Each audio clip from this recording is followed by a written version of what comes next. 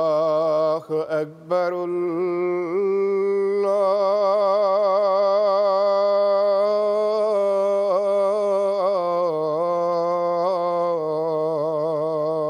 اکبر اللہ اکبر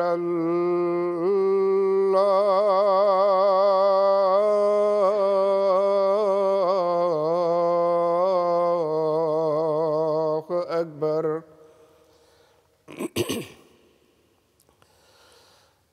اشہد ان لا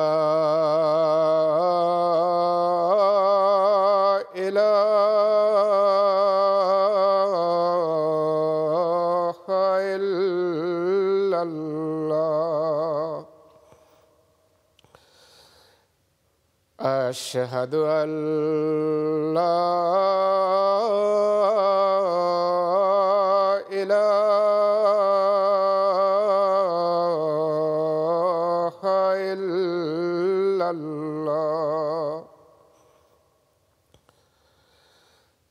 اشہد ان محمدا رسول اللہ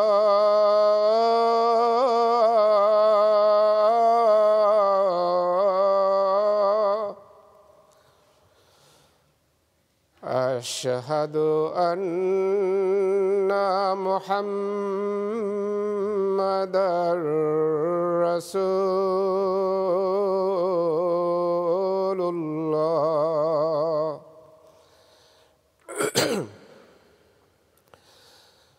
حی علی الصلاۃ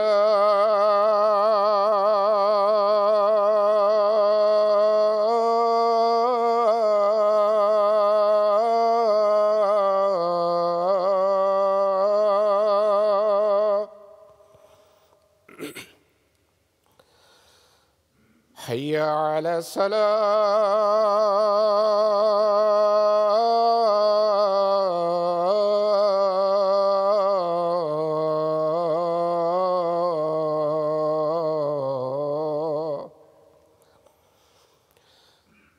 حی علی الفلاح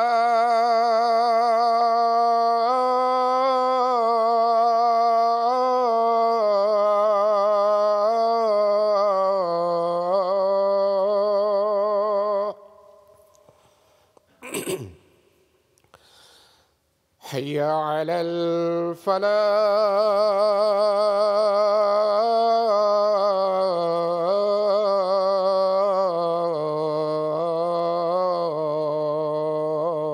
الفلاح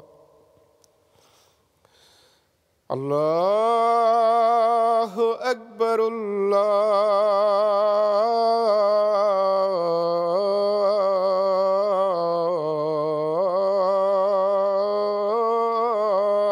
اکبر لا الہ الا اللہ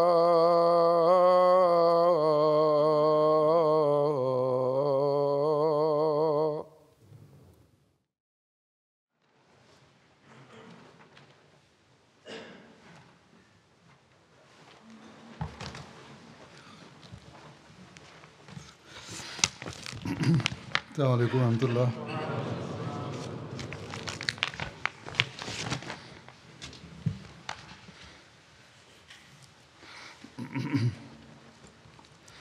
أشهد أن لا إله إلا الله وحده لا شريك له وأشهد أن محمدا عبده ورسوله أما بعد فأعوذ بالله من الشيطان الرجيم بسم الله الرحمن الرحيم الحمد لله رب العالمين الرحمن الرحيم مالك يوم الدين إياك نعبد وإياك نستعين اهدنا الصراط المستقيم صراط الذين أنعمت عليهم غير المغضوب عليهم ولا الضالين. رمضان سے پہلے حضرت صلی اللہ علیہ وسلم کی سیرت کے پہلو غزوات کے حوالے سے جو ہیں وہ بیان ہو رہے تھے، اور اس ضمن میں خیبر کی جنگ کے واقعات کا ذکر ہو رہا تھا. آج بھی میں اسی حوالے سے کچھ بیان کروں گا. خیبر کی فتح کی خوشی کے ساتھ ہی انہی دنوں میں حضرت صلی اللہ علیہ وسلم کے لیے ایک اور خوشی کی بات ہوئی کہ جس پر آپ صلی اللہ علیہ وسلم نے فرمایا کہ میں بیان نہیں کر سکتا کہ مجھے خیبر کی فتح کی زیادہ خوشی ہوئی یا اس بات کی، اور وہ تھی حضرت جعفر کی مہاجرین حبشہ کے ساتھ حبشہ سے واپسی. جیسا کہ ہم جانتے ہیں کہ مکے والوں کے ظلم و ستم سے تنگ آ کر وہاں کے کچھ مسلمان حبشہ کی طرف ہجرت کر کے چلے گئے تھے، جن میں آپ صلی اللہ علیہ وسلم کے چچا زاد حضرت جعفر بن ابو طالب بھی تھے. صلح حدیبیہ کے بعد نبی اکرم صلی اللہ علیہ وسلم نے حضرت عمر بن امیہ زمری کو نجاشی کی طرف ایک خط دے کر حبشہ بھیجا، جس میں لکھا تھا کہ اب جتنے مہاجر مسلمان وہاں رہ گئے ہیں ان کو مدینہ میرے پاس بھیج دیا جائے.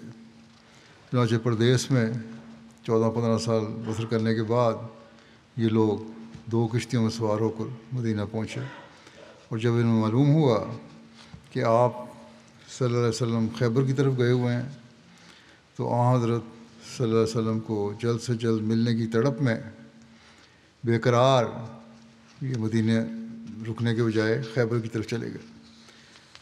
حضرت صلی اللہ علیہ وسلم نے حضرت جعفر کو دیکھا تو کھڑے ہو کر اپنے گلے لگایا، دونوں آنکھوں کے درمیان پیشانی پر بوسہ دیا اور فرمایا کہ مادری بأیہم انا اسر بفتح خیبر ام بقدوم جعفر، کہ معلوم نہیں کہ ان دونوں باتوں میں سے میں کس بات پر زیادہ خوش ہوں، خیبر کی فتح ہونے پر یا جعفر کے آنے پر. ان لوگوں کے ساتھ حضرت ابو موسیٰ اشعری بھی اپنی قوم کے 50 سے زائد لوگوں کے ساتھ پہنچے تھے. حضرت ابو موسیٰ اشعری کا نام عبداللہ بن قیس تھا، اور یہ اشعری قبیلے سے تعلق رکھتے تھے. یہ اپنی قوم کے کچھ لوگوں کے ساتھ مکے آئے اور اسلام قبول کرنے کے بعد واپس اپنی قوم کے پاس چلے گئے، اور پھر کچھ عرصے بعد اپنے 2 بھائیوں اور قوم کے 50 کے قریب لوگوں کے ساتھ مدینہ کی طرف ہجرت کرنے کے لیے بحری سفر پر روانہ ہوئے. لیکن دوران سفر طوفانی ہواؤں کی وجہ سے ان کی کشتی حبشہ کے سال پر جا لگی، اور حبشہ میں ان کی ملاقات حضرت جعفر سے ہوئی اور یہ بھی وہیں رہنے لگے. اور اب جب جعفر مدینہ کی طرف آنے کے لیے تیار ہوئے تو اشعری قبیلے کے یہ مسلمان بھی ساتھ تھے. انہیں کے ہوتے ہوئے قبیلے 2 سے کچھ افراد بھی آ گئے، ان میں حضرت ابو ہریرہ اور طفیل بن عمر اور اس کے ساتھی تھے. قبیلہ اشجع کے بھی کچھ لوگ آ گئے.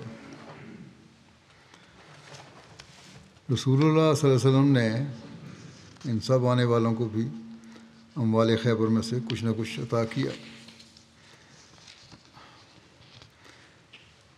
کشتی والوں کی فضیلت کے حوالے سے مزید تفصیلوں بیان ہوئی ہے. حضرت جعفر اور ان کے ساتھ دوسرے مسلمان کشتی کے ذریعے سفر کر کے پہنچے تھے، اس لیے ان کو اصحاب السفینہ کشتی والے کہا جاتا تھا۔ جب یہ مدینے پہنچے تو 15 برس کا عرصہ گزر چکا تھا اور یہاں کے مہاجر مسلمان کئی جنگوں میں شامل ہو چکے تھے اور ہجرت میں بھی سبقت دیے ہوئے تھے۔ اس لیے معلوم ہوتا ہے کہ آپس میں یہ ذکر بھی ہونے لگا کہ ہم ان سے زیادہ فضیلت رکھتے ہیں، یعنی جو حبشہ میں ہجرت کرنے والے تھے ان سے زیادہ فضیلت رکھتے ہیں یہاں کے رہنے والے مہاجر جو مدینہ میں آنسروں کے ساتھ آئے۔ ایک مرتبہ حضرت جعفر کی اہلیہ حضرت اسماء بنت امیس ام المومنین حضرت حفصہ سے ملاقات کے لیے حاضر ہوئیں۔ وہاں حضرت عمر بھی گئے تو پوچھا کہ یہ کون خاتون ہے؟ تو حضرت حفصہ نے بتایا کہ اسماء بنت امیس ہیں۔ حضرت عمر کہنے لگے کہ اچھا وہ حبشہ والی، سمندر کا سفر کرنے والی؟ حضرت اسماء بولی جی ہاں۔ اس پر حضرت عمر نے کہا کہ ہم نے ہجرت مدینہ میں تم سے سبقت حاصل کی، اس لیے ہم تمہاری نسبت رسول اللہ صلی اللہ علیہ وسلم کے زیادہ قریب ہیں۔ یہ سن کر حضرت اسماء رنج اور غصے سے بولیں، اللہ کی قسم ایسا ہرگز نہیں ہو سکتا، تم لوگ تو رسول اللہ صلی اللہ علیہ وسلم کے ساتھ رہا کرتے تھے، وہ تمہارے بھوکے کو کھانا دیتے، تمہارے کم علم کو نصیحت کرتے، جب کہ ہم اپنے وطن سے دور پردیس میں دور دراز دشمن ملک میں تھے، ہمیں وہاں طرح طرح کے ڈر اور خوف لاحق ہوتے تھے، ہم نے یہ سارے دکھ اللہ اور اس کے رسول صلی اللہ علیہ وسلم کی خاطر برداشت کیے۔ بخدا کہنے لگیں کہ بخدا میں اس وقت تک کھانا نہیں کھاؤں گی جب تک رسول اللہ صلی اللہ علیہ وسلم سے اس کے متعلق پوچھ نہ لوں۔ ہاں میں اتنی بھی بات کروں گی جتنی آپ نے کی ہے، نہ کم کروں گی نہ زیادہ، پوری بات بتاؤں گی جا کے۔ پھر وہ نبی کریم صلی اللہ علیہ وسلم کی خدمت میں حاضر ہوئیں اور یہ ساری بات بیان کی۔ اس پر رسول اللہ صلی اللہ علیہ وسلم نے فرمایا، لیسا بے حقہ بی منکم ولہ ول اصحابہ ہجرت واحدۃ ولکم انتم اہل السفینۃ ہجرتان۔ وہ تم سے زیادہ حق نہیں رکھتے، بلکہ ان کی اور ان کے ساتھیوں کی ایک ہجرت ہے، اور تمہاری یعنی حبشے کی طرف ہجرت کشتی کے ذریعے سفر کرنے والوں کی 2 ہجرتیں ہیں۔ اس طرح آپ نے ان کی دلجوئی فرمائی اور ان کا جو غم جو تھا وہ دور ہوا۔ حضرت اسماء نے جب یہ سنا تو فخر و سعادت کا یہ اعزاز اپنے ساتھیوں کو بتایا۔ حضرت اسماء بیان فرماتی ہیں کہ پھر حبشہ والے افراد گروہ در گروہ میرے پاس آتے اور بڑے اشتیاق سے حضور صلی اللہ علیہ وسلم کا ارشاد مبارک مجھ سے سنتے، اور دنیا میں کوئی چیز انہیں اتنی خوشی نہ دیتی تھی اور نہ ان کے لیے کوئی اور بات اتنے مرتبے والی تھی جتنی رسول اللہ صلی اللہ علیہ وسلم کا ارشاد۔ وہ بیان کرتی ہیں کہ بعض تو بار بار میرے پاس حضور صلی اللہ علیہ وسلم کا ارشاد سننے کے لیے آتے۔ یہاں ایک حبشی غلام جو مسلمان ہوا تھا اس کی بھی شہادت تھی، اس کا بھی ذکر ملتا ہے۔ روایت میں ہے کہ خیبر کے ایک شخص کا حبشی غلام یسار تھا، وہ اس کا ریوڑ چڑھایا کرتا تھا۔ اس نے جب خیبر والوں کو رسول اللہ صلی اللہ علیہ وسلم کے مقابلے کے لیے ہتھیار اٹھائے دیکھا تو اس نے اہل خیبر سے سوال کیا کہ تمہارا کیا ارادہ ہے؟ انہوں نے کہا ہم اس آدمی سے جنگ کریں گے جو اپنے آپ کو نبی کہتا ہے۔ اس کے دل میں رسول اللہ صلی اللہ علیہ وسلم کا ذکر بیٹھ گیا، یعنی یہ بات اس کے دل میں گڑ گئی تو پھر کہ آن صلی اللہ علیہ وسلم کا کوئی مقام ہے اور نبی کا دعویٰ ہے تو یقیناً کوئی بات ہوگی۔ وہ اپنی بکریوں کو لے کر نکلا تاکہ ان کو چرائے۔ مسلمانوں نے اسے پکڑ لیا اور رسول اللہ صلی اللہ علیہ وسلم کے پاس لے آئے۔ دوسری روایت ذرا تفصیلی ہے، وہ یہ ہے، اس کے مطابق وہ غلام خود بکریاں لے کر رسول اللہ صلی اللہ علیہ وسلم کے پاس آیا۔ رسول اللہ صلی اللہ علیہ وسلم نے اس سے گفتگو کی۔ اس نے کہا آپ کس چیز کی طرف بلاتے ہیں؟ آپ صلی اللہ علیہ وسلم نے فرمایا کہ میں تمہیں اسلام کی طرف بلاتا ہوں، اور یہ کہ تم گواہی دو کہ اللہ کے سوا کوئی معبود نہیں اور میں اللہ کا رسول ہوں، اور تم اللہ کے سوا کسی کی عبادت نہیں کرو گے۔ اس غلام نے کہا کہ اگر میں اس کی گواہی دے دوں تو مجھے کیا ملے گا؟ اور میں اللہ پر ایمان لے آؤں تو مجھے کیا ملے گا؟ رسول اللہ صلی اللہ علیہ وسلم نے فرمایا کہ اگر تم اس پر ایمان لے آؤ تو تیرے لیے جنت ہوگی۔ اس وہ غلام اسلام لے آیا اور اس نے عرض کی کہ اے اللہ کے رسول صلی اللہ علیہ وسلم، بے شک میں ایسا آدمی ہوں جس کا رنگ سیاہ ہے اور چہرہ بھی خوبصورت نہیں ہے، بدبو والا بھی ہوں اور میرے پاس مال بھی نہیں ہے۔ اگر میں ان سے قتال کروں اور میں قتل کر دیا جاؤں تو کیا میں جنت میں داخل ہو جاؤں گا؟ آپ صلی اللہ علیہ وسلم نے فرمایا ہاں، تم جنت میں داخل ہو جاؤ گے۔ حبشی غلام نے کہا کہ اے اللہ کے رسول صلی اللہ علیہ وسلم، یہ بکریاں میرے پاس امانت ہیں، ان کا کیا کروں؟ رسول اللہ صلی اللہ علیہ وسلم نے فرمایا کہ ان کو لشکر سے نکال کر لے جاؤ اور خالی میدان میں چھوڑ دو، بے شک اللہ تعالیٰ تیری امانت تیری طرف سے ادا کر دے گا، یعنی یہ ان تک پہنچ جائیں گی۔ وہ لوگ جو اعتراض کرتے ہیں کہ محمد صلی اللہ علیہ وسلم نے اموال غنیمت حاصل کرنے کے لیے جنگیں کی، یہ خاص طور پر خیبر کے حوالے سے بھی یہ اعتراض کیا جاتا ہے کہ یہود کے اموال پر ناجائز قبضہ ہونے کے لیے یہ ظلم کیے گئے تھے۔ اگر یہ بات درست ہوتی تو عین جنگ کی حالت میں دشمن کی بکریوں کا ایک ریوڑ اور خیبر میں جو صحابہ کی حالت تھی بھوک سے، اس کا جو حال تھا کہ بھوک سے نڈال ہو رہے تھے، کھانے کو کچھ نہیں تھا، تو یہ بکریاں تو مفت کا مال غنیمت تھا، استعمال کر سکتے تھے۔ لیکن نبی اکرم صلی اللہ علیہ وسلم نے جنگ کی حالت میں بھی امانت کا حق ادا کرتے ہوئے بکریاں واپس کرنے کا ارشاد فرمایا۔ بہرحال اس نے ایسا ہی کیا، وہ بکریاں اکٹھی ہو کر نکلیں گویا کہ کوئی ہنکانے والا ان کو ہنکا رہا ہو، یہاں تک کہ ہر بکری اپنے مالک کے پاس پہنچ گئی۔ پھر وہ آگے بڑھا اور اس نے قتال کیا، جنگ میں شامل ہوا، یہاں تک کہ ایک تیر اس کو آ لگا اور وہ شہید ہو گیا، حالانکہ اس نے ایک سجدہ بھی نہیں کیا تھا، ابھی تو نیا نیا مسلمان ہوا تھا، کوئی نمازیں وغیرہ بھی نہیں پڑھی تھیں۔ اور مسلمان اس کو اٹھا کر اپنے لشکر میں لے آئے۔ رسول اللہ صلی اللہ علیہ وسلم نے فرمایا اس کو خیمہ میں داخل کرو۔ صحابہ نے اس کو رسول اللہ صلی اللہ علیہ وسلم کے خیمے میں داخل کر دیا۔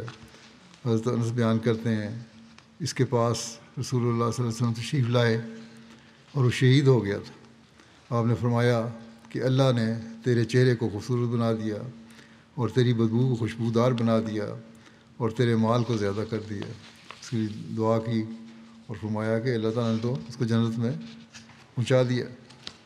حضرت مسلم موعود نے بھی یہ واقعہ بیان کیا ہے کہ خیبر کے محاصرے کے دنوں میں ایک یہودی رئیس کا گلہ بان جو ان کی بکریاں چرایا کرتا تھا مسلمان ہو گیا۔ مسلمان ہونے کے بعد اس نے کہا یا رسول اللہ، میں اب ان لوگوں میں تو جا نہیں سکتا اور یہ بکریاں اس یہودی کی میرے پاس امانت ہیں، اب میں ان کا کیا کروں؟ آپ نے فرمایا بکریوں کا منہ قلعے کی طرف کر دو اور ان کو دھکیل دو، خدا تعالیٰ ان کو ان کے مالک تک پہنچا دے گا۔ چنانچہ اس نے اسی طرح کیا اور بکریاں قلعے کے پاس چلی گئیں، جہاں سے قلعے والوں نے ان کو اندر داخل کر لیا۔ خیبر کے موقع پر بعض فقہی مسائل کا بھی ذکر ملتا ہے۔ حضرت عبداللہ بن عمر بیان کرتے ہیں کہ رسول اللہ صلی اللہ علیہ وسلم خیبر کے دن گھریلو گدھوں کے گوشت سے منع فرما دیا۔ اسی طرح بخاری کی ایک روایت میں ہے کہ حضرت علی نے بیان کیا کہ حضرت صلی اللہ علیہ وسلم نے خیبر والے دن گھریلو گدھے کے گوشت اور متع سے منع فرما دیا۔ اہل فدق کی رسول اللہ صلی اللہ علیہ وسلم سے مصالحت کا بھی ذکر ہے۔ فدق مدینہ سے 6 رات کی مسافت پر خیبر کے قریب واقع ہے۔ جب رسول اللہ صلی اللہ علیہ وسلم خیبر کی طرف متوجہ ہوئے اور اس کے قریب پہنچے تو آپ نے مہیسہ بن مسعود کو فدق کی طرف روانہ فرمایا، ان کو اسلام کی طرف دعوت دیں اور ان کو ڈرائیں کہ تم پر بھی حملہ کیا جا سکتا ہے، کیونکہ وہ بھی شرارتیں کرنے میں کافی بڑے ہوئے تھے، یا کسی نہ کسی طریقے سے مسلمانوں کو تنگ کرتے تھے یا کوئی ایسی بات کرتے تھے جس سے کسی نہ کسی رنگ میں نقصان پہنچے۔ اور ہم نے فرمایا کہ تم پر حملہ ہو سکتا ہے جیسے خیبر پر ہم کر رہے ہیں۔ حضرت مہیسہ بیان کرتے ہیں کہ میں ان کے پاس گیا اور ان کے پاس 2 دن رہا، لیکن وہ پس و پیش کرتے رہے اور کہنے لگے خیبر میں 10,000 جنگجو ہیں اور ان میں عامر، یاسر، حارث اور یہودیوں کے سردار مرہب جیسے لوگ شامل ہیں، ہم نہیں سمجھتے کہ محمد صلی اللہ علیہ وسلم ان تک پہنچ سکیں گے۔ حضرت مہیسہ بیان کرتے ہیں کہ جب میں نے ان کی شرارت اور ہٹ درمی کو دیکھا تو میں نے لوٹنے کا ارادہ کیا۔ پھر کہتے ہیں پھر انہوں نے کہا، ان لوگوں نے کہ ہم، اس قبیلے کے لوگوں نے، کہ ہم آپ کے ساتھ اپنے چند آدمی بھیجتے ہیں جو ہماری طرف سے صلح کا پیغام لے کر جائیں گے، اور گمان کر رہے تھے کہ رسول اللہ صلی اللہ علیہ وسلم خیبر کو فتح نہیں کر سکیں گے۔ کہہ تو دیا انہوں نے، ٹھیک ہے ہم بھیجتے ہیں آدمی، لیکن خیال ان کا یہی تھا کہ خیبر تو فتح نہیں ہونا۔ بس وہ اسی طرح کرتے رہے، ٹال مٹول کر رہے تھے، یہ باتیں کر رہے تھے کہ اچھا بھیجتے ہیں آدمی، حتیٰ کہ ان کے پاس کچھ لوگ آئے اور انہوں نے انہیں خبر دی کہ محمد صلی اللہ علیہ وسلم نے قلعہ نائم کو فتح کر لیا۔ تو اس پر فدق والے سہم گئے اور انہوں نے اپنے سرداروں میں سے ایک شخص کو ایک جماعت کے ساتھ حضرت صلی اللہ علیہ وسلم کی خدمت میں بھیجا، جس کو نون بن یوشع کہا جاتا تھا۔ اس نے حاضر ہو کر رسول اللہ صلی اللہ علیہ وسلم سے عرض کیا کہ ہم سے اس بات پر صلح کر لی جائے کہ ہماری جان بخشی ہو جائے اور ہم لوگ اپنا مال و متاع لے کر فدق سے چلے جائیں۔ حضرت صلی اللہ علیہ وسلم نے ان کی درخواست قبول کر لی۔ ایک روایت یہ بھی ہے کہ فدق والوں نے اس بات پر حضرت صلی اللہ علیہ وسلم سے صلح کی تھی کہ آدھی زمینیں ان کے لیے چھوڑ کر باقی آدھی حضرت صلی اللہ علیہ وسلم لے لیں۔ چونکہ یہ بستی بغیر جنگ کے حاصل ہوئی تھی، لہٰذا یہ حضرت صلی اللہ علیہ وسلم کے حق میں فے کا مال تھا، چنانچہ رسول اللہ صلی اللہ علیہ وسلم فدق کی آمد میں سے خرچ کیا کرتے تھے۔ خیبر کے حوالے غنیمت اور اس کی تقسیم کے بارے میں ایک روایت ہے۔ حضرت ابو ہریرہ نے بیان کیا کہ ہم رسول اللہ صلی اللہ علیہ وسلم کے ساتھ خیبر کی طرف چلے اور غنیمت میں ہم کو سونا اور چاندی نہ ملا، صرف اونٹ، مویشی، سامان اور باغات ملے، اور ایک روایت میں ہے کہ اموال، کپڑے اور سامان تھے۔ صرف چند قلعوں سے ملنے والا جو اسلحہ تھا اس کی تفصیل یہ ہے، جس میں 1000 نیزے، 400 تلواریں اور 500 کمانیں ملیں۔ بشیر بن یسار سے روایت ہے کہ رسول اللہ صلی اللہ علیہ وسلم نے خیبر کو مجموعی طور پر 36 حصوں میں تقسیم فرمایا۔ آپ نے ان میں سے نصف یعنی 18 حصے مسلمانوں کے لیے محفوظ فرمائے، جن میں سے ہر ایک 100 حصوں پر مشتمل تھا، یعنی 1800 حصے تھے۔ نبی صلی اللہ علیہ وسلم کا بھی ایک حصہ ان میں سے کسی ایک حصے کی طرح تھا، یعنی آپ وسلم کا اپنا حصہ بھی ان کے برابری تھا جتنا باقیوں کا تھا۔ ایک روایت میں ہے کہ گھوڑے سوار کے 3 حصے تھے اور پیدل چلنے والے کا 1 حصہ تھا۔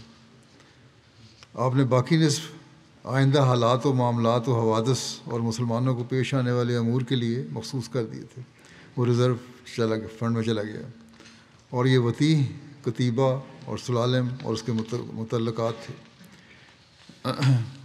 یہ وہاں کی جائیدادیں تھیں۔ ایک روایت میں ہے کہ کتیبہ سے اللہ تعالیٰ کا خمس اور نبی کا حصہ اور قرابت داروں اور یتیموں اور مسکینوں کا حصہ اور نبی کے ازواج مطہرات کا خرچ تھا، اور ان لوگوں کا حصہ نکالا جو رسول اللہ صلی اللہ علیہ وسلم اور اہل فدق کے درمیان سفارتکاری کا کام کرتے تھے۔ ان میں سے ایک حضرت مہیسہ بن مسعود تھے۔ ان کو رسول اللہ صلی اللہ علیہ وسلم نے اس سے 30 وسق جو اور 30 وسق کھجور تھی۔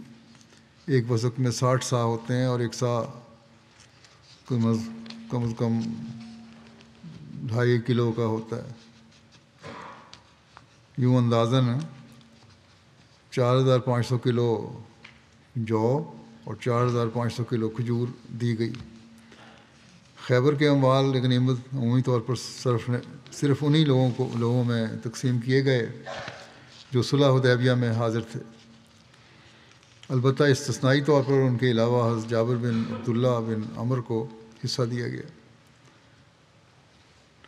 اور اسی طرح حبشہ سے واپس آنے والے اور حضرت ابو ہریرہ وغیرہ کچھ اور لوگوں کو بھی مال غنیمت میں سے دیا گیا۔ ایک روایت میں ہے کہ آپ صلی اللہ علیہ وسلم کے لیے جو خمس تھا اس سے ہتھیار اور کپڑے وغیرہ خریدتے تھے اور اس سے اہل بیت کو دیتے، اور بنو مطلب کو بھی دیتے تھے اور ان کی یتیم عورتوں اور سائل کو بھی دیتے تھے۔ ابن اسحاق نے لکھا ہے کہ خیبر میں تقسیم کے متولی جبار بن صخر انصاری جو بنو سلمہ کے فرد تھے اور زید بن ثابت بنو نجار سے تھے، یہ دونوں حساب کر کے تقسیم کرنے والے تھے۔ ابن سعد نے لکھا ہے کہ رسول اللہ صلی اللہ علیہ وسلم نے مال غنیمت کے جمع کرنے کا حکم دیا تو مال جمع کر دیا گیا۔ اس پر فروہ بن بیاضی کو نگران مقرر فرمایا اور شمار کرنے کی ذمہ داری حضرت زید بن ثابت کے ذمہ لگائی۔ حضرت عبداللہ بن مغفل بیان کرتے ہیں کہ مجھے ایک توشہ دان ملا۔ دوسری روایت میں یہ ہے کہ توشہ دان چربی سے بھرا ہوا تھا۔ میں نے کہا میں اس سے کسی کو کچھ نہ دوں گا۔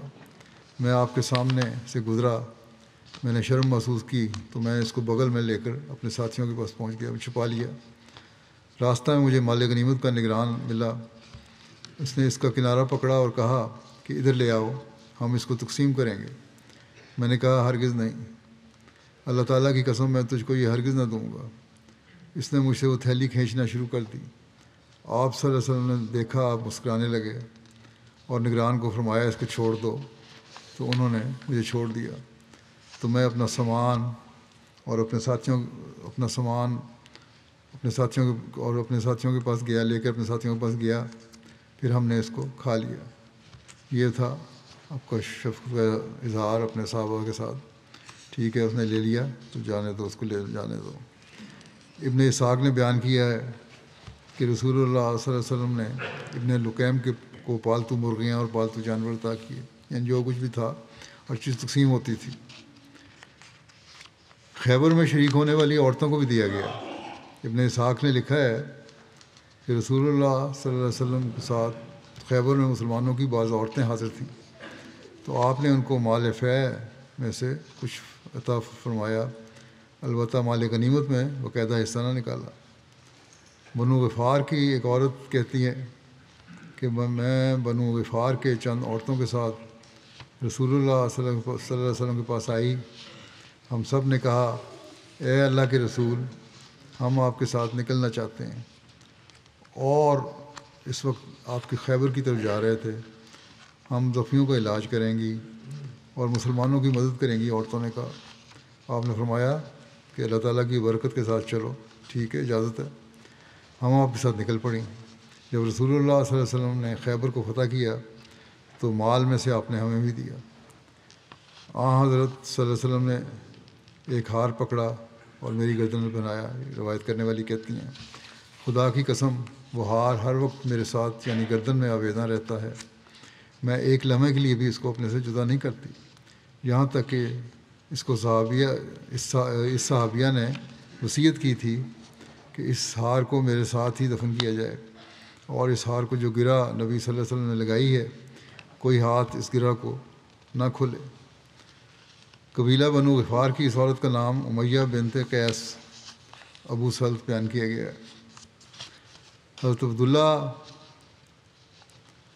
بن انیس سے روایت ہے کہ رسول اللہ صلی اللہ علیہ وسلم کے ساتھ میں خیبر کی طرف نکلا اور میرے ساتھ میری بیوی بھی تھی، وہ حاملہ تھی۔ راستے میں ہی بچہ پیدا ہو گیا تو میں نے رسول اللہ صلی اللہ علیہ وسلم کو خبر دی تو آپ نے فرمایا اس کے لیے کھجوریں بھگو دو، اور جب وہ اچھی طرح تر ہو جائیں تو ان کو پینے کا حکم کرو، یعنی پانی میں بھگو دو اور اس پہ جو پانی ہوگا وہ رس نکلا ہوا وہ اس کو پلاؤ۔ میں نے ایسا کیا تو اس کو کوئی تکلیف نہیں ہوئی، کمزوری دور ہو گئی جو بچے کی پیدائش پہ تھی۔ جب ہم نے خیبر کو فتح کیا تو ان کے لیے حصے نہیں نکالے گئے، مگر آپ نے عورتوں کو بھی مال فیع میں سے دیا، فتح کے مال میں سے میری بیوی کو بھی دیا اور میرے اس بچے کو بھی دیا جو راستے میں پیدا ہوا تھا۔ یہاں تورات کے صحیفے یہودیوں کو واپس کرنے کا ذکر ملتا ہے۔ خیبر کے قلعوں سے جب مال غنیمت اکٹھا کیا گیا تو اس میں تورات کے کچھ صحائف بھی ملے۔ یہود نے حضور صلی اللہ علیہ وسلم کی خدمت میں حاضر ہو کر ان کی واپسی کا مطالبہ کیا، تو آپ صلی اللہ علیہ وسلم نے بحفاظت ان کے صحائف واپس کرنے کا حکم دیا، جو تورات لکھی ہوئی تھی واپس کر دیا۔ حضرت صلی اللہ علیہ وسلم کی مذہبی رواداری اور مذہبی جذبات و احساسات کی پاسداری کا کمال تھا کہ ان کی تورات کو بحفاظت واپس کرنے کا حکم دیا۔ یہ نہیں کہ آج کل کی طرح جلائے جائیں مسلمانوں کے ساتھ دشمنی میں، قرآن کریم کو جلایا جائے۔ آپ نے تو یہ نمونہ دکھایا تھا کہ ان کے صحیفے ہیں، ان کو محفوظ رکھو اور ان کو واپس کر دو۔ خیبر سے واپسی پر غزوہ وادی القرا کا بھی ذکر ملتا ہے۔ رسول اللہ صلی اللہ علیہ وسلم نے فتح خیبر کے بعد چند دن وہاں قیام کیا، پھر آپ اسلامی لشکر کے ساتھ واپسی کے لیے روانہ ہوئے تو وادی القرا میں یہود سے مقابلہ ہوا۔ تیماء اور خیبر کے درمیان ایک وادی ہے جس میں بہت سی بستیاں آباد ہیں، اس کو وادی قرا کہتے ہیں۔ قدیم زمانے میں عاد اور سمود یہاں آباد تھے، یہ دو قومیں جن کا ذکر ملتا ہے قرآن میں بھی، یہ قومیں آباد تھیں۔ اسلام سے پہلے یہود ان بستیوں میں آ کر آباد ہوئے اور زراعت اور آب رسانی کو بہت ترقی دی اور یہود کا یہ ایک مرکز بن گیا۔ اس موقع کو حضرت ہریرہ کی ایک روایت ہے، اس موقع پر حضرت ہریرہ بیان کرتے ہیں کہ ہم نے خیبر فتح کیا، پھر ہم رسول اللہ صلی اللہ علیہ وسلم کے ساتھ وادی القرا میں آئے اور آپ کے ساتھ آپ کا ایک غلام تھا جسے مدم کہتے تھے، جسے بنو ذباب نے کسی سے آپ کو بطور ہدیہ پیش کیا تھا۔ اس اثناء میں کہ وہ رسول اللہ صلی اللہ علیہ وسلم کا کجاوا اتار رہا تھا، اس کی طرف ایک نامعلوم شخص کا تیر آیا، یہاں تک کہ وہ اس غلام کو لگا اور وہ فوت ہو گیا۔ لوگ کہنے لگے کہ اس کے لیے شہادت مبارک ہو۔ رسول اللہ صلی اللہ علیہ وسلم نے فرمایا، نہیں، اس کی قسم جس کے ہاتھ میں میری جان ہے، وہ چادر اس پر آگ بن کر بھڑک رہی ہے جو اس نے خیبر کے دن غنیمت کے مال سے لے لی تھی، جب کہ ابھی اس کے حصے تقسیم نہیں ہوئے تھے، یعنی وہ چادر مال غنیمت جو اکٹھا ہو رہا تھا اس میں چرا لی تھی اس نے۔ تو ایک شخص جو جب اس نے نبی صلی اللہ علیہ وسلم سے یہ سنا کہ یہ تو بڑا خطرناک بات ہے، یہ تو جہنم میں جا رہا ہے اس چادر چرانے کی وجہ سے، تو وہ ایک تسمہ یا دو تسمے لے کر آیا اور عرض کیا، یہ وہ چیز ہے جس کو میں نے لے لیا تھا، میں نے بھی اسی سے پہلے اٹھا لیا تھا۔ تو رسول اللہ صلی اللہ علیہ وسلم نے فرمایا کہ ایک تسمہ ہے یا دو تسمے، آگ میں لے جانے کا موجب ہوتے ہیں۔ چھوٹی سے چھوٹی چیز بھی ہے، اگر چوری کی ہے تو وہ تمہیں سزا کا باعث بنے گی تمہارے لیے۔ بہرحال اس جنگ کی تفصیل میں مزید لکھا ہے کہ رسول اللہ صلی اللہ علیہ وسلم نے یہاں کے یہود سے جنگ کے لیے صحابہ کی صف آرائی کی، اور ایک جھنڈا حضرت سعد بن عبادہ کو، ایک جھنڈا حضرت حباب بن منذر کو، ایک جھنڈا حضرت سہل بن حنیف کو، اور ایک جھنڈا حضرت عباد بن بشر کو دیا۔ پھر رسول اللہ صلی اللہ علیہ وسلم نے یہود کو اسلام کی دعوت دی اور انہیں بتایا کہ اگر اسلام قبول کر لیں گے تو اپنی جانیں اور اموال بچا لیں گے اور ان کا حساب اللہ کے سپرد ہوگا۔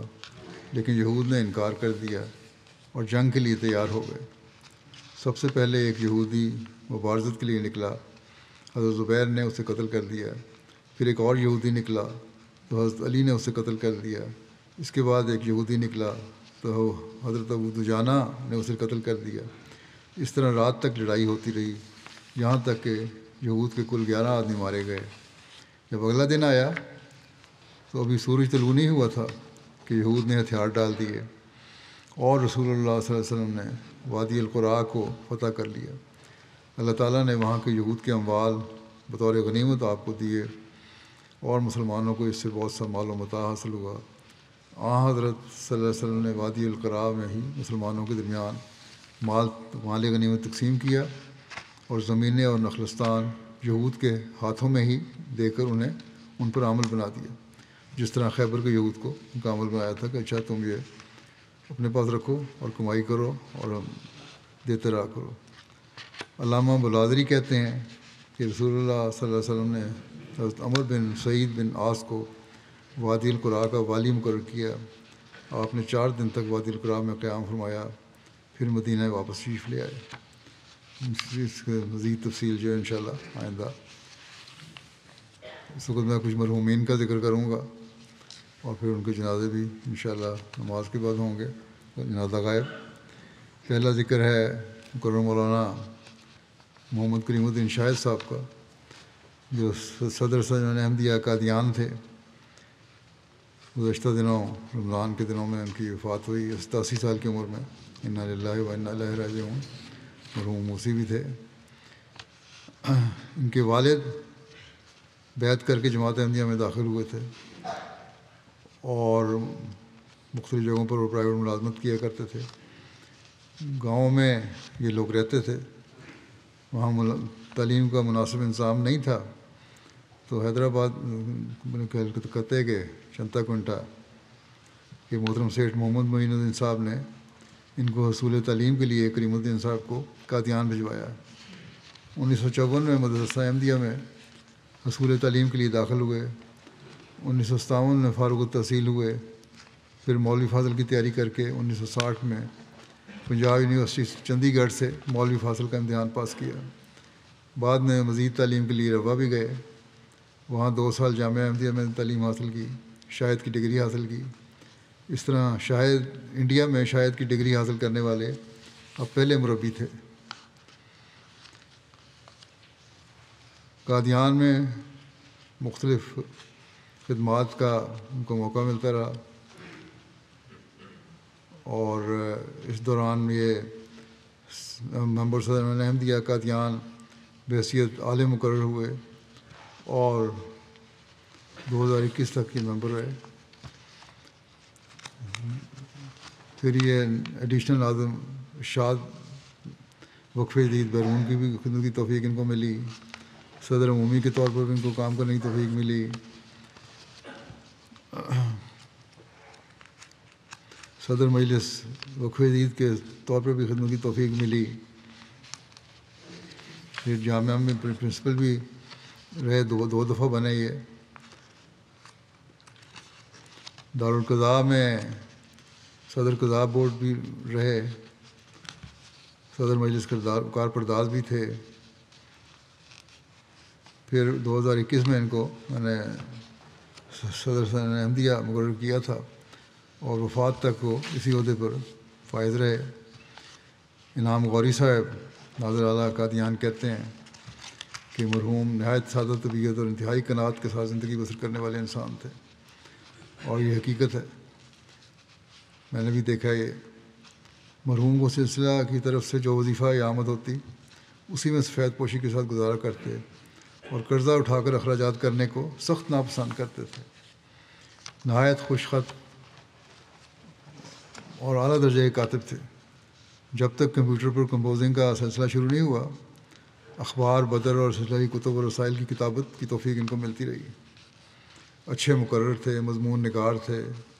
جلسہ قادیان اور دیگر جماعتی تقاریب اور تربیتی جلسوں میں تقریر کرنے کا موقع ملتا رہا.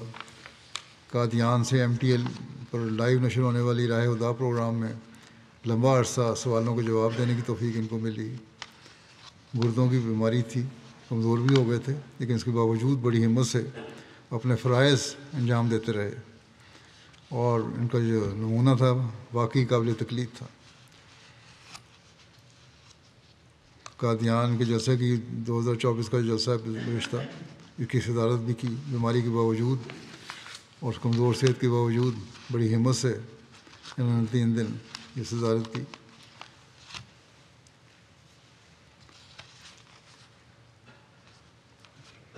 افتتاح کیا. اسی طرح شورا کی بھی صدارت کی انہوں نے گزشتہ. ان کا اللہ تعالیٰ نے 62 سال کا لمبا عرصہ خدمت سلسلہ کی توفیق عطا فرمائی. زندگی کے آخری دنوں میں گھر والوں کو اس بات کا اظہار کیا کرتے تھے کہ میری پیدائش رمضان کے مہینے میں ہوئی ہے، یہ دیکھنا کہ میری وفات بھی رمضان میں ہوگی. چنانچہ 27 رمضان المبارک کو ان کی وفات ہوئی. جیسا کہ میں نے بیان کیا ہے، بہت محنتی اور عاجز انسان تھے. ہمیشہ کوشش ہوتی تھی کہ اپنے کام خود کریں، کسی پر بوجھ نہ بنیں، بلکہ اپنے ذاتی کام بھی خود کیا کرتے تھے۔ عالم بعمل انسان تھے۔ وقف کا جو عہد کیا تھا اس کو نبھانے کا انہوں نے حق ادا کر دیا۔ اللہ تعالیٰ ان کے درجات بلند کرے۔ ان کی پہلی شادی ہوئی تھی اقبال بیگم صاحبہ سے، جن سے 2 بیٹے اور 2 بیٹیاں ہیں، اور ان کی وفات ہو گئی تو پھر ان کی دوسری شادی ہوئی۔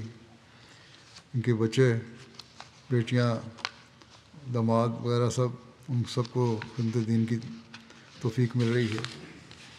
اللہ تعالیٰ نسلوں میں بھی ان کے خدمت دین کا جو جذبہ ہے ان کو قائم رکھے۔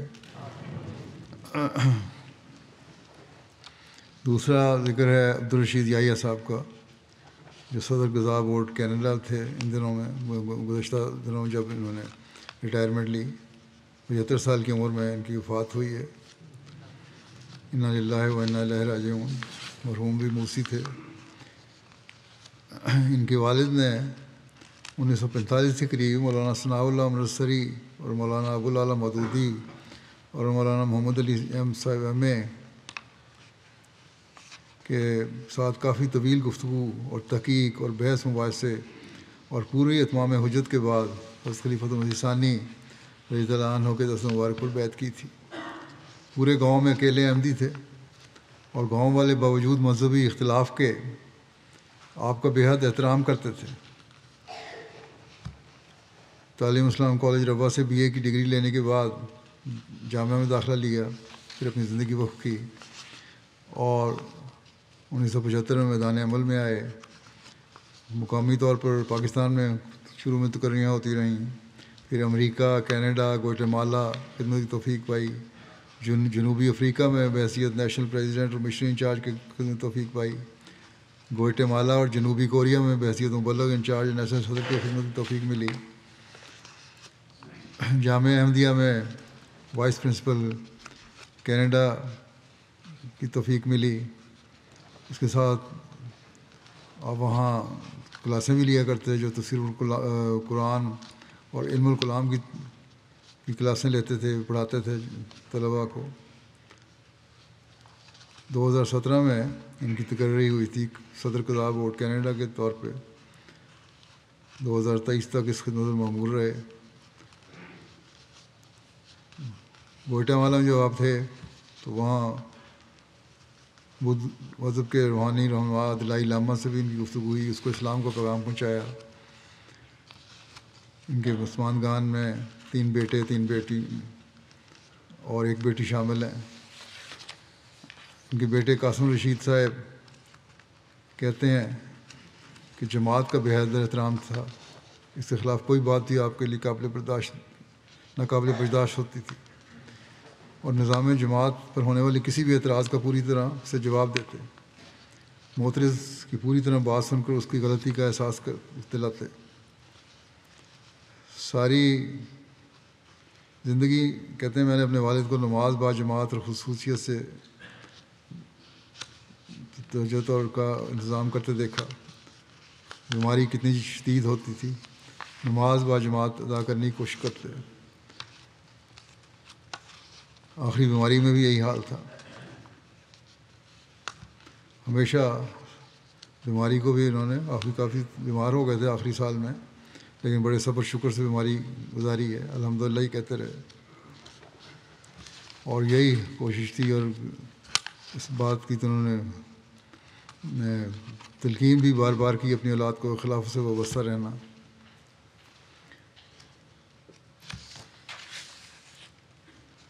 اور کہتے ہیں کہ مجھے ہمیشہ حوصلہ دیتے ہیں کہ میں سوشل میڈیا پر خلافت کے بارے میں فخر اور بے خوفی سے لکھوں، کیونکہ یہی مسلم دنیا اور تمام انسانیت کے اتحاد کا حقیقی حل ہے۔ وقف کو ایک وفا سے نبھایا انہوں نے بھی۔ 1980 اور 90 میں جب MTA وغیرہ باقاعدہ شروع نہیں تھا، اس دہائی میں خلیفہ مسیح رابع کے خطبات، خلیفہ ثالث سے خطبات لوگوں تک پہنچاتے تھے، کاپی کر کے خود کاپی کرتے اور اس کی ڈپلیکیٹس بناتے اور پھر لوگوں تک پہنچاتے 24 سے 48 گھنٹے کے اندر اندر، تاکہ خلیفہ وقت کا پیغام لوگوں تک پہنچ جائے اور ایک تعلق جو ہے وہ قائم رہے۔ ان کے بھانجے ہیں منصور نور الدین صاحب، وہی مربی سلسلہ ہیں ربا میں۔ کہتے ہیں تقریباً 53 برس تک وقف کی ذمہ داریوں کو نہایت اخلاص اور وفاداری کے ساتھ انہوں نے نبھایا۔ کہتے ہیں میں نے ان کو یہی دیکھا ہے کہ وقف کے ساتھ بے لوث وابستگی، نظام جماعت کا شان شان نمائندہ ہونے کا حق ادا کیا، اور خلیفہ وقت کا مطیع اور فرمانبردار اور محبت کرنے والا ان کو دیکھا۔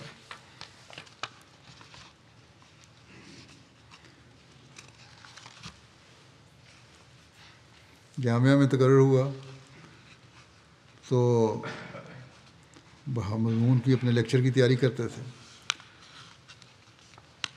اور اس لیے کہ جامعہ کے طلباء جو ہیں بہترین طالب علم، بہترین مربی، بہترین مبلغ بن کے نکلیں، اور یہ کہا کرتے تھے کہ خلیفہ وقت نے مجھ پہ اعتماد کیا ہے جامعہ کے طلباء کو پڑھانے کا، مجھے اس اعتماد پر پورا اترنا چاہیے۔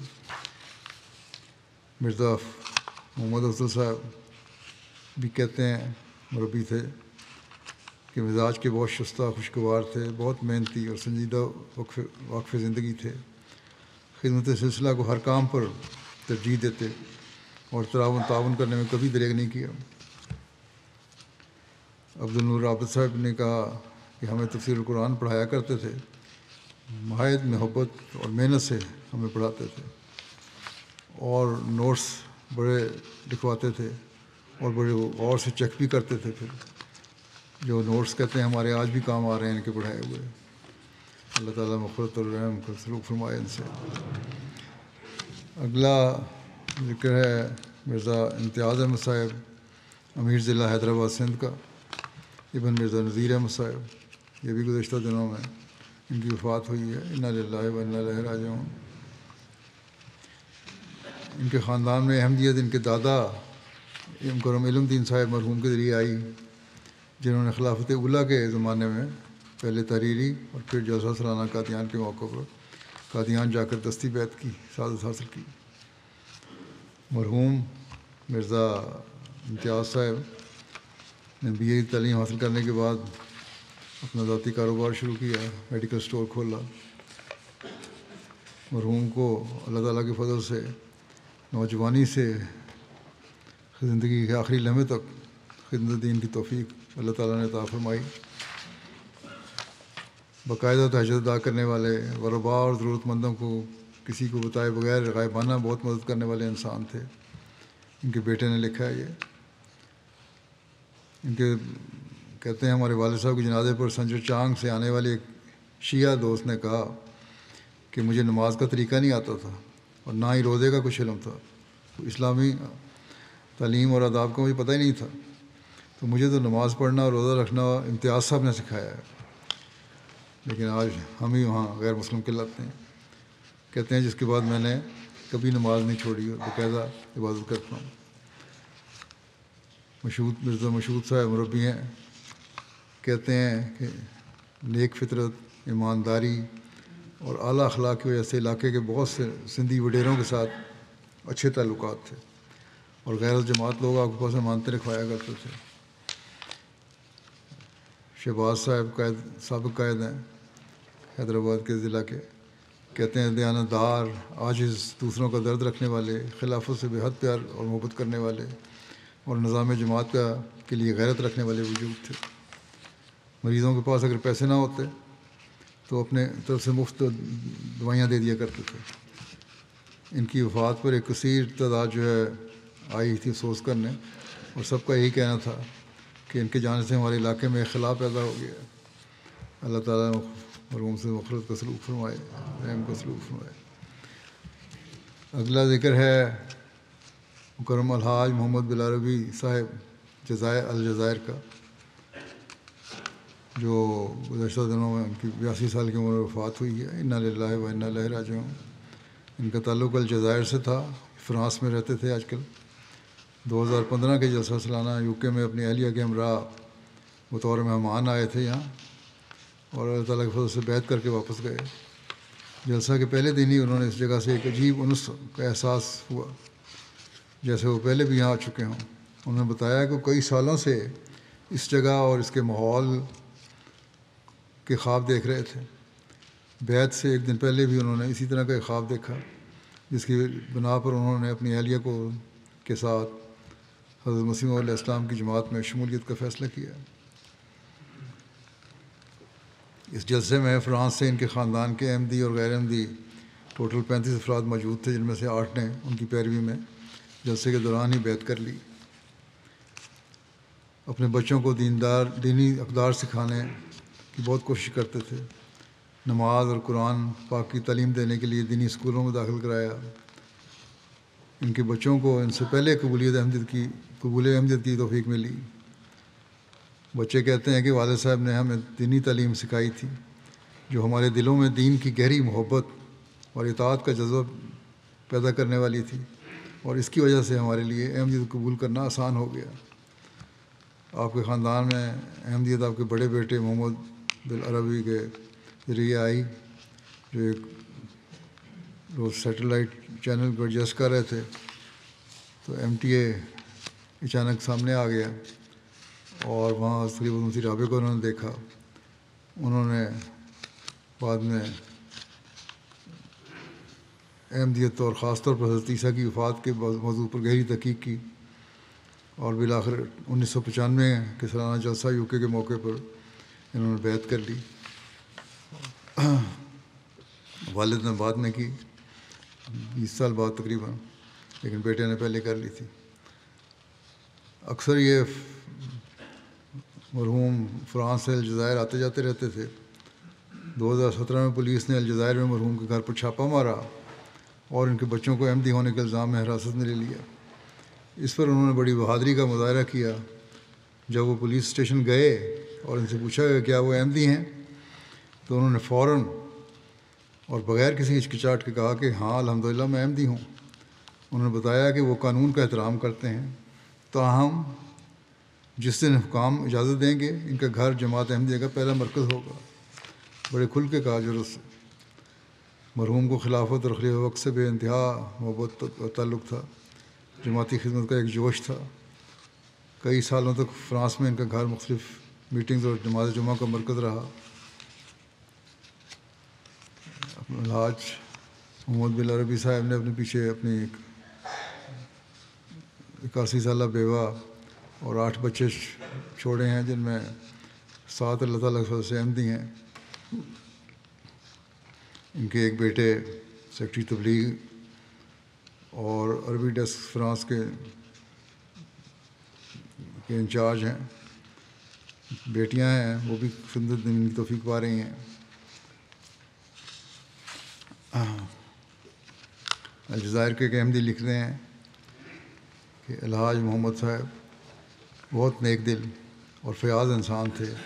ہمیشہ اللہ تعالیٰ کا اس بات پر شکر ادا کرتے کہ انہیں امام الزمان علیہ السلام کو پہچاننے اور اس پر ایمان لانے کی توفیق ملی۔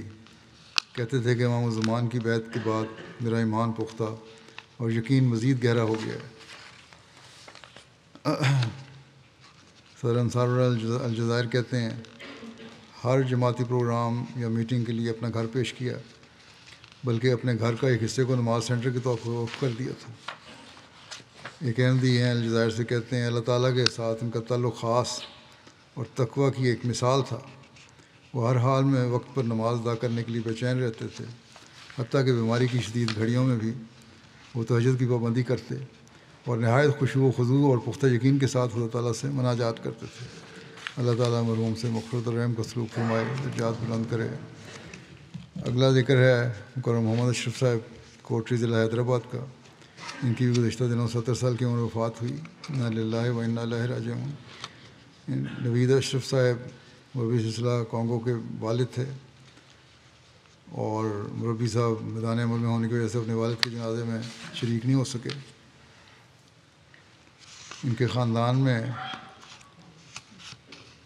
حضرت نور الہی صاحب رضی اللہ عنہ صحابی حضرت مسیح علیہ السلام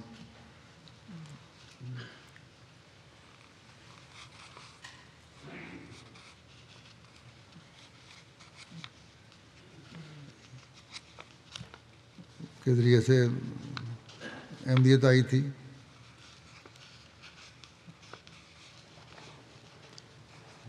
جو ان کے دادا تھے.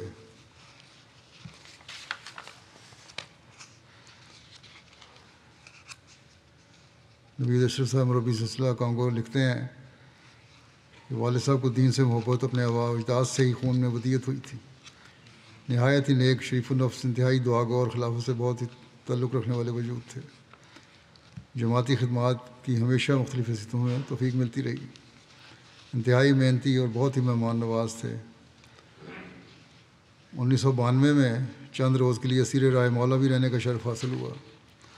قرآن پاک کی تلاوت اور حضرت مسیح علیہ السلام اور خلفائے سلسلہ کے کلام کو بڑی محبت سے پڑھتے تھے کہ ہر سننے والے کے دل میں وہ کلام اتر جاتا تھا. آواز بڑی اچھی تھی. ان کی وفات پر ایک شدید معاند بھی افسوس کرنے آیا اور یہ اس نے کہا کہ بہت نیک اور اچھے انسان تھے، ایسا انسان کبھی نہیں دیکھا. 1992 میں کوٹری میں ہونے والی شدید مخالفت کے دوران مخالفین جماعت کے سامنے نہایت بہادری اور ایمانی جرأت کا مظاہرہ کیا. انہوں نے وفات سے ایک دن پہلے بھی عاملہ کی میٹنگ میں شرکت کی، اپنا چندہ ادا کیا اور وفات والے دن نماز تہجد ادا کی، قرآن کریم کی تلاوت کی، نماز فجر ادا کی اور پھر اس کے بعد 7:45 بجے قریب اللہ تعالیٰ کے حضور حاضر ہو گئے. شہباز احمد صاحب سابق قائد حیدرآباد کہتے ہیں انتہائی خدمت کرنے والے، جماعت کے لیے غیرت رکھنے والے، انتہائی بہادر انسان اور تبلیغ کا انتہائی جنون رکھنے والے انسان تھے. کہتے ہیں سب سے بڑی بات جو میں نے دیکھی وہ یہ تھی کہ خدمت ایسے کیا کرتے تھے جیسے روزانہ کی بنیاد پر ایک انسان اپنے ذاتی کام کرتا ہے، دین کی خدمت کرتے تھے اس طرح. کہتے ہیں کمپنی میں ہم ملازم تھے. ایک موقع پر جماعت کی مخالفت بہت بڑھ گئی. مولویوں نے انتظامیہ کو کہا اور بہت پریشر ڈالا کہ ان کو ملازمت سے نکالیں. جو جنرل مینیجر تھا اس نے مولویوں سے کہا کہ آپ یہ بات چھوڑیں کہ یہ احمدی ایک قادیانی ہے، مرزائی ہے. مجھے ایک بات بتا دیں، کوئی ایک خامی ایسی بتا دیں جس کی بنیاد پر میں اس کو کمپنی سے نکال دوں. اس کو مولوی کو جواب نہ دے سکے اور اس طرح آپ اسی میں ملازمت جاری رہی ان کی. پسماندگان میں اہلیہ اور 3 بیٹیاں اور 4 بیٹے ہیں. اللہ تعالیٰ اور آگے ان کی نسلیں بھی ہیں. اللہ تعالیٰ مغفرت و رحم کو سلوک فرمائے، درجات بلند کرے.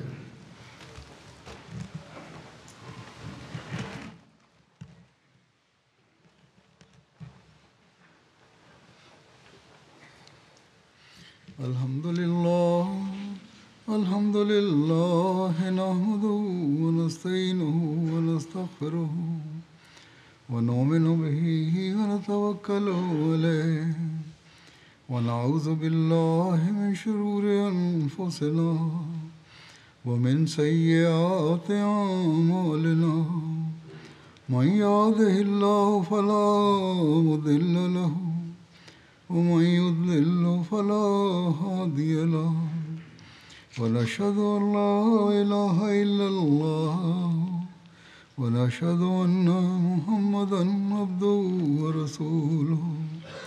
عباد الله رحمكم الله إن الله يأمر بالعدل والإحسان وإيتاء ذي القربى وينهى عن الفحشاء والمنكر والبغي يعظكم لعلكم تذكرون.